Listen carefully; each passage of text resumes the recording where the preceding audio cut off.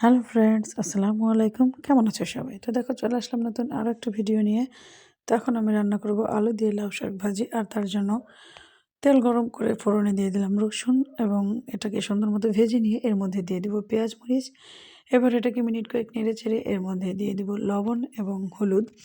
তারপর এটাকে কিছুক্ষণ নেড়ে চেড়ে এর মধ্যে দিয়ে দিব আগে থেকে কেটে ধুয়ে রাখা আলু এবং আলুটাকে মশলার সাথে নেড়ে চেড়ে মিশিয়ে নিয়ে ঢাকা দিয়ে হাফ সিদ্ধ হতে দেব।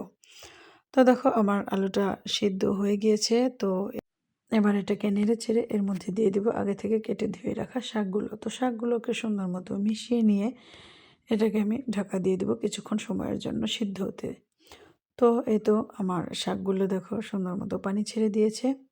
তো এবার এটাকে আমি ঢাকনা সরিয়ে এভাবেই পুরো রান্নাটা করে নেব।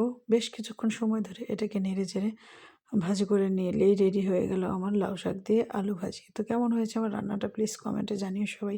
টাটা।